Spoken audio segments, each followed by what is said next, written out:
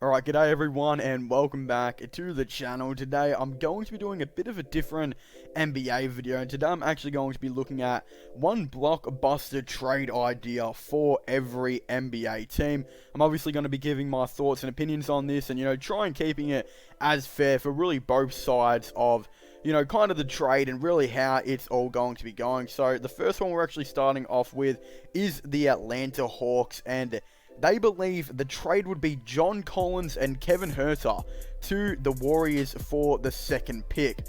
Okay, so this would obviously be a massive W for the Warriors, in my opinion. I've never really been a massive John Collins fan, but John Collins is still a very valuable player and could still be a pretty decent player in the NBA going forward. And I'm not exactly too sure why he's been in trade rumors, quite a bit throughout the season. I mean, I think he's had a couple of issues here and there.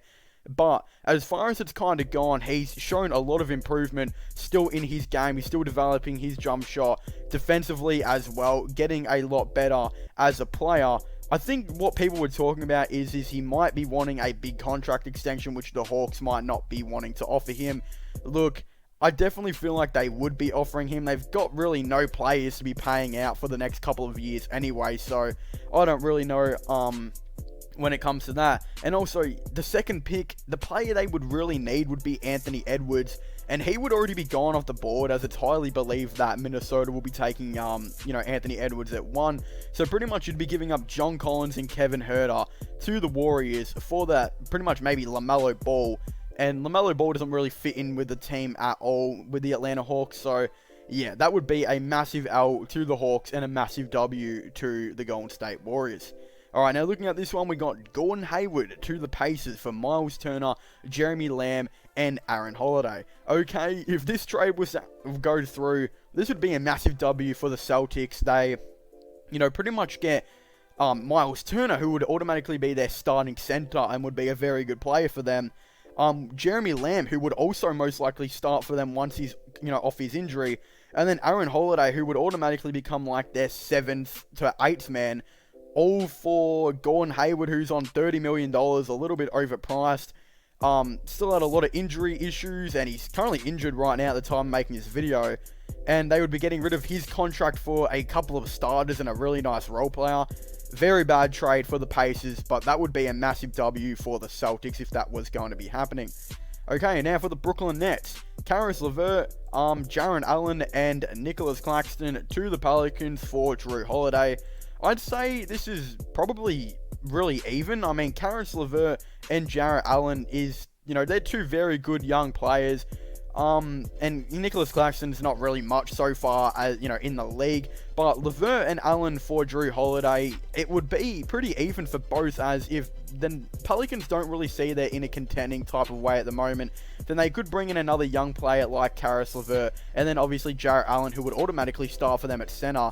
I would assume both of those players would actually start, and then the Brooklyn Nets can get a very nice defensive guard to put alongside of Kyrie Irving that can play off ball, etc. It would actually be a pretty good and even trade for both teams, although I think where the L kind of comes into play is the Pelicans looks like they want to contend, and that's just how it's going to be, and I don't really think they're going to be looking into a kind of way where they're going to, draft some more players, kind of build up their young core. I think they really do want to contend and, build up their young core on the run, so I can't really see them, trading Jrue Holiday at all, but yeah, I'd say that's a pretty reasonable trade, to be honest. Now, this one, we got Nicholas Batum and pick number 32 via Cleveland for Pistons Blake Griffin. That is an excellent trade for both teams. That would be perfect for literally both teams. I mean, the Hornets get rid of Nicholas Batum's absolutely terrible contract. I mean, next season he's guaranteed another $30 million. And they're pretty much giving him up for Blake Griffin, who automatically becomes their new, starting power forward, who could also cross into the center if they wanted to play small ball. Yes, he's on a really big contract and is very injury prone, but Nicholas Batum isn't even playing right now for the, Charlotte Hornets. And that pick 32, you could get a decent player, but someone that might not come into the rotation immediately. They could give all of those up for Blake Griffin, who could come back and still average 15 plus points per game as their new starting power forward, and he can play center as well. That would be that was a great trade. That is a great trade for both teams. Highly rate that. The Chicago Bulls, they trade Zach LaVine and Lauri Markkanen to the Timberwolves for James Johnson, Jarrett Culver, and the #1 pick. What? What? Like, the Timberwolves, first of all, the Timberwolves, they shouldn't do that. And I don't think they ever would, because, first of all, that #1 pick is going to be Anthony Edwards, automatically their future franchise player alongside D'Lo and Cat. Then you've also got Jarrett Culver, and yes, he hasn't shown much, but he's going to be your starting small forward, starting wing, really, for the next couple of years. He just needs a lot of development, and he could still be a pretty nice role player in the league. For Zach LaVine, who, yes, is a very, very good player, but Lauri Markkanen, he's so unproven, and he hasn't done anything in this league, and he'll be coming up for a contract extension season very soon. You would not want to give these two players up for Zach LaVine and Lauri Markkanen. And then James Johnson's obviously a bad contract, but will still be in the Timberwolves rotation. I think Zach LaVine is probably worth around pick #5, and I think Lauri Markkanen would be worth, who even knows, he's very unproven. There is no way they would be trading their young core for a, power forward that can't even defend. So he's no good for Karl Anthony Towns anyway. And Zach LaVine, who's not the greatest defender either. It would be the worst defensive team in the league, and they'd get scored upon so much. Terrible trade as far as the Timberwolves would be concerned. And if the Bulls could get that to happen, wow, that would be absolutely insane. Alright, the Cleveland Cavaliers. Kevin Love to the Wizards for Thomas Bryant, Ish Smith, Jerome Robinson, and the number 37 pick. That, I'm a Cavs fan, as you guys can see, and I don't really think we need Thomas Bryant at all, or Ish Smith, but Jerome Robinson, I don't really feel like he's going to be anything too much in the NBA, but he's still a young player, and that number 37th pick, then we could use Thomas Bryant and Ish Smith, for potential extra trades, or just keep him in the rotation and kind of see how they go.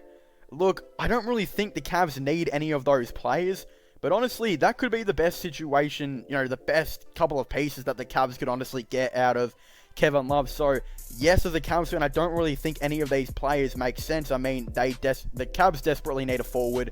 None of these players are forwards at all. You got 2 guards and a center, and the 37th pick. But honestly, I don't really think you can be that picky. I still feel like the Wizards would not want to give up Thomas Bryant, Ish Smith, and Jerome Robinson, and the 37th pick. I don't really think they care about.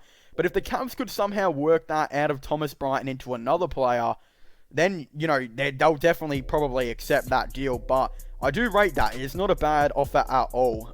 But yeah, moving on. Dallas Mavericks, they trade Tim Hardaway Jr., Maxi Kleber, the number 18th and 31 pick via the Golden State Warriors to the Trailblazers for CJ McCollum. Now, I actually don't know if I really like this trade at all. Yes, I think CJ McCollum's a very good player, but Tim Hardaway Jr.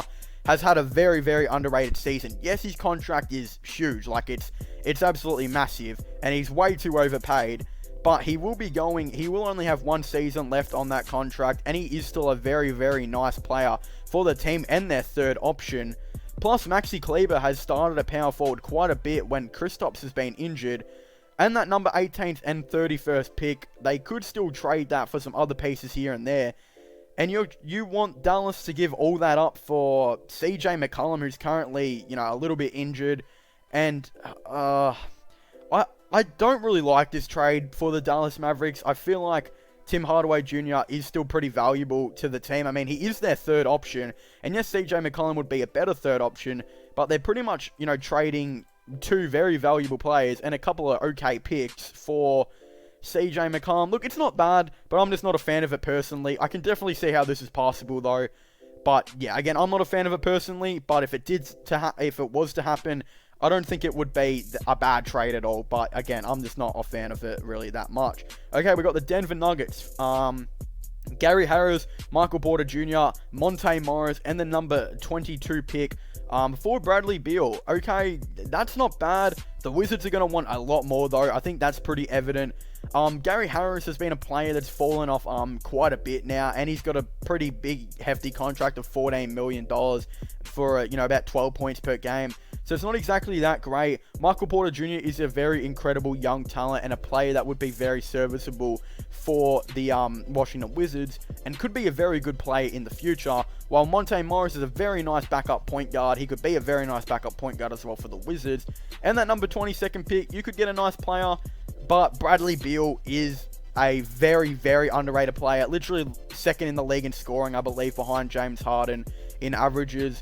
You're not going to want to trade up that talent and a player, especially that wants to be at your team like Bradley Beal, for, that much. They're probably going to want another first round pick or something like that. But again, in my opinion, I wouldn't do it, but I can definitely see how this is another trade that would be possible. But yeah, as the Wizards who've got Bradley Beal locked up, for the next couple of years, I would not be doing that trade. I wouldn't think. Alright, next one we have is Derrick Rose to the Lakers for Kyle Kuzma and Avery Bradley. No, that is not happening. It's not happening at all. This is a straight up fat no. The Lakers, we've seen in past, have been offered Derrick Rose for Alex Caruso and a second round pick, and they declined that. There is no way they're giving up Kyle Kuzma and Avery Bradley, who's been, again, one of their most underrated players throughout the season, who they're missing very heavily. There is no way they're giving up Avery Bradley for, again, and Kyle Kuzma, who's a very still nice player, for Derrick Rose, who is a lot older and has a couple of injury issues. So again, no, that's not happening. We got this trade now. The Golden State Warriors could trade Andrew Wiggins, Kevon Looney, Jordan Poole, and the number 2 pick to the Sixers for Ben Simmons and Al Horford. Look, it's not the worst. Ben Simmons, I've heard the Golden State Warriors are very interested in him. We've obviously heard this now. They have been really showing interest in him. I like that, but I don't necessarily know how I feel about Al Horford. I do really like Al Horford as a player, but I just don't know if he really fits in with how the, Warriors really kind of want to go about it. Because the message that I'm getting from the Warriors right now is they're not overly confident on James Wiseman at pick 2. Because it looks like they want to go smaller, and maybe Onyeka Okongwu could be the option. So if that's the case, I don't really feel like they would be the same confidence on Al Horford, as I do feel like they want to go, a lot smaller. And actually, Al Horford could be a very similar height for Onyeka Okongwu, but Horford's a lot slower, and I definitely feel like they're going to be wanting to push the pace more. So yes, they might be of similar height, but Horford's a lot more slower than what Okongwu would be. So again, it could happen though. I definitely could see this happening. So yeah, definitely don't rule it out. And then Ben Simmons could play that double forward position with Draymond Green. So yeah, definitely don't rule this out. I like the trade. I'm not really too confident on the Warriors actually potentially doing it. Alright, the next one we have is the Houston Rockets. Eric Gordon to the 76ers for Al Horford. No, it's not happening. The Rockets now with Westbrook. Look, Westbrook's been pretty bad in the playoffs, let's be honest here. But Gordon has been very, very good, and they really want to push the pace with this new Rockets team, and they will, if they're keeping Westbrook for the next season, which I think they're planning on doing. I don't know if I'm really too much of a fan of it, but again, what it looks like they're doing is, keeping Westbrook for the next season. That means they're going to want to continue to push the pace and have PJ Tucker as their small ball center, which means, again, yes, Al Horford is one of those, not overall tall centers, but he's not fast and he cannot push the pace. It's not happening.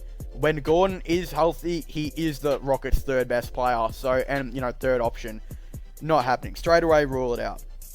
The Indiana Pacers. Victor Oladipo to the Heat for Kendrick Nunn, Duncan Robinson, and Kelly Olynyk. If you're the Pacers, you're most likely definitely doing this deal, as those are two very, very young players. And, Kelly Olynyk, who has been a very good role player for the, the Miami Heat. Those are some very good pieces that they could be getting in for Victor Oladipo, considering Oladipo's had a lot of injury issues and has been, and has only got 1 year left on his contract. You would definitely do that deal, because if Kendrick Nunn and Duncan Robinson become the very good players that we've seen that they're developing into in the Miami Heat, then they would have a very, very good young core with Domantas Sabonis, Kendrick Nunn, Duncan Robinson. TJ Warren's not young, but it's not like he's going anywhere at all. And again, that core does look pretty nice on the Indiana Pacers. But if you're the Miami Heat, I don't know if they're going to want to do this at all. I don't think they're going to be wanting to give up that many good young players / role players. I definitely feel like they'd rather give up a first round pick and do a sign and trade with like Derrick Jones Jr. or something like that than actually go this route. But you know what? I could see it potentially happening. But yeah, the Pacers would definitely win this trade as they pretty much just set up their future. Duncan Robinson is an extremely underrated player, and Kendrick Nunn has shown very good signs. Yes, he is a little bit agey for, you know, a player that's being called young, but what can you do? Those are some very good assets they could get back for a player that's injured and has 1 year left. Alright, next one. Montrezl Harrell sign and trade. This is from the Clippers. Montrezl Harrell sign and trade and Landry Shamet to the Thunder for Steven Adams. You know what? It's pretty fair for both teams, as, you know, the pretty much OKC can now start Trez at that center position, which he's been wanting to do. He wants to start there, but they don't like how he's overall not exactly too small. That's what, you know, the Clippers don't like, and Shamet hasn't exactly overall been that great for the Clippers this season. Then the Clippers can get in Steven Adams, who definitely fits much more better into their lineup, as he is, you know, a bigger center, a center that they desperately need to start, considering Zubac isn't exactly the greatest starting center. So yeah, this could actually be a win-win trade for both teams. And Montrezl Harrell, if it's on a sign and trade, he's not going to have that much value because he's on a sign and trade. And Shamet hasn't exactly done too much, but that is a very fair trade for both teams. I'm actually kind of a fan of it. Ooh, straight away see Chris Paul's name. Los Angeles Lakers, Kyle Kuzma, Danny Green, KCP, and Alex Caruso to the Thunder for Chris Paul. No, it's not happening at all. The Lakers aren't going to want to give up 4 players that are all in their 8-man rotation for Chris Paul, who's on a big contract, when he's not exactly the best fit for the Lakers at all. Yes, I do very much rate Chris Paul, but I feel like he's better traded to a couple other teams like maybe the Knicks or the Jazz, rather than the Lakers, who don't really need a player like him. They've already got LeBron to be their ball handler, and if they wanted to get a cheap, you know, point guard, they could get like Daly or something like that, who's serviceable. They can average a couple of assists with great defense and great leadership to put alongside LeBron. I don't feel like you need to be splashing $40 million and 4 players in your, you know, top 8 rotations for a player like Chris Paul. So not happening, I wouldn't think. Memphis Grizzlies, Justice Winslow, Kyle Anderson, and Grayson Allen to the Kings for Buddy Hield. I really don't think this would happen either. Grizzlies just traded for Justice Winslow, and it looks like they want to start him at the small forward position, and he can run some of those point forward duties that he was doing at the Miami Heat, alongside the couple of guards that they already have there. While Kyle Anderson's a nice forward off the bench, Grayson Allen has been developing into an okay player as well. They also don't need a shooting guard. If anything, they would to desperately need a small forward. Justice Winslow will be filling in that small forward position that they do desperately need. Or they could go out and sign another player and have Winslow be their point forward off the bench. But yeah, I just can't see this one happening at all. The Miami Heat, oh no. Bam Adebayo, Duncan Robinson, Kendrick Nunn, and Kelly are leaning for Joel Embiid. Nah, the Heat, I don't think the Heat would be doing this at all. Bam and Jimmy Butler's connection has been very, very good. The chemistry there is very nice. Their main objective is to be going out for a player like Giannis. They're not going to be worrying about this trade and giving up 4 players in their 8-man road, in their 8 as well for Joel Embiid. This is not happening. The Milwaukee Bucks, Eric Bledsoe, Dante DiVincenzo, DJ Wilson, Ersan Ilyasova, and the number 24 pick for Chris Paul. What? Like, that's a lot of assets. Look, I could see Eric Bledsoe, DJ Wilson, and the 24th pick, but they're not going to want to give up Dante DiVincenzo or Ersan Ilyasova. But if we were saying again, Bledsoe, Wilson, and pick 24 for Thunder, for Chris Paul, I could definitely see both teams agreeing to that. But yeah, Ersan Ilyasova and Dante DiVincenzo, they don't want it. They're not going to want to give them up at all. Next one we got is Jarrett Culver, James Johnson, and the number 1 pick to the Pacers for Oladipo. What? No way! This is just ridiculous. This would not happen.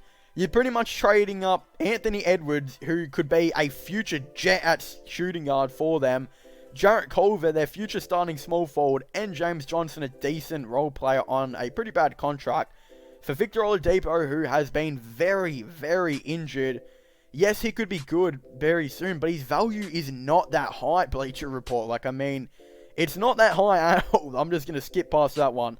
Pelicans, Drew Holiday. To the Heat for Duncan Robinson, Nunn, and Olynyk. Again, the same one where we talked about the Oladipo one later. If the Pelicans were to do this, that would be a pretty good win for them as well, as they get back some nice young players. But the Pelicans won't want to do this. They're not going to want to give up Drew, and the Heat aren't going to want to give up this much assets for Drew Holiday. They would rather give up a pick. The Knicks, Mitchell Robinson, and the 8th pick to the Warriors for the 2nd pick. I could definitely see this happening. I think Robinson's more untouchable than a lot of players on the Knicks. While that 8th pick, they're definitely going to be looking for trade options for that. While that number 2 pick, yes, they could get LaMelo Ball, who is highlighted there. But they are very, very convinced on trying to get Chris Paul and DeMar right now. But yeah, if they weren't overly confident on getting Chris Paul, then go ahead. That's actually a pretty nice pick. And it makes sense for both teams, as Mitchell Robinson can push the pace and be in that small ball lineup as well. For the Warriors, yes, he'll be a very tall center, but he can definitely push the pace at certain points. Just got to improve his fitness, but overall, not exactly the worst trade. Okay, OKC. We just read this one out. Again, very similar thing. The Bucks aren't going to want to give up Dante DiVincenzo or Ersan Ilyasova. Too much, in that. Orlando Magic, Nikola Vucevic and Al-Farouq Aminu to the Warriors for Andrew Wiggins, Jordan Poole, and the 2nd pick. The Warriors aren't going to want to do this. The Magic would maybe want to do this, but I think they do like Vucevic at center, and they actually have done, pretty well in the playoffs. Like, they actually did well against the Bucks. They got a game on them without Aaron Gordon and Jonathan Isaac, which a lot of people didn't think they'd be able to do at all. Again, the Warriors aren't going to want to trade the pick number 2 and Andrew Wiggins for, a player like Vucevic. He doesn't really fit in their team. Again, can't push the pace, but does add that nice 3-point shooting. But yeah, it's just a bizarre trade. Like, it's something that would just most likely never happen. The Philadelphia 76ers, we got Tobias Harris and Josh Richardson to the Kings for Harrison Barnes and Buddy Hield. Ooh, okay. It's not the worst, one bad contract for another bad contract. Harrison Barnes is obviously a lot worse of a contract than what Tobias Harris is. I could definitely see something like this, getting done. But again, this is one of those bizarre deals where you wouldn't think you would see it, but I'd say it's pretty fair, as Barnes and Hield can definitely space out the floor 10 times better than what Harris and Richardson can do, and that's exactly what the Sixers do need right now. So, yeah, as far as the Sixers would go, that could be a nice trade. The Phoenix Suns, we've got Kelly Oubre Jr. and Ty Jerome to the Magic for Aaron Gordon. You know what? That would actually be nice. Like, both teams could actually win this. I think the Suns would have to throw in a 2nd-round pick maybe in there as well. As far as I can see, this trade could definitely be accepted. The Magic do desperately need a small forward, as Gordon and Isaac both like to play that power forward position, and they've both kind of been, struggling working together. The chemistry is not great. Kelly Oubre Jr. can play that more natural small forward position, while Aaron Gordon can now be the more natural starting power forward for the Phoenix Suns, especially considering they've struggled to find a starting power forward. They've played Baines a little bit there, etc. Saric, they've been just kind of reversing around players. I think Kelly Oubre Jr. as well, again, would now be a nice starter for them. And then they can start Mikal Bridges at that small forward position, which they've been highly looking like they've been wanting to do. The Portland Trailblazers, CJ McCollum, Anthony Simons, the number 16 pick, and a 2022 first-round pick for Ben Simmons.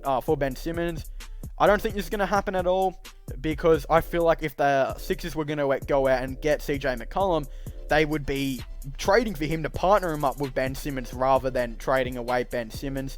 So again, I don't feel like that would happen at all. We got Buddy Hield to the Spurs for LaMarcus Aldridge and Lonnie Walker.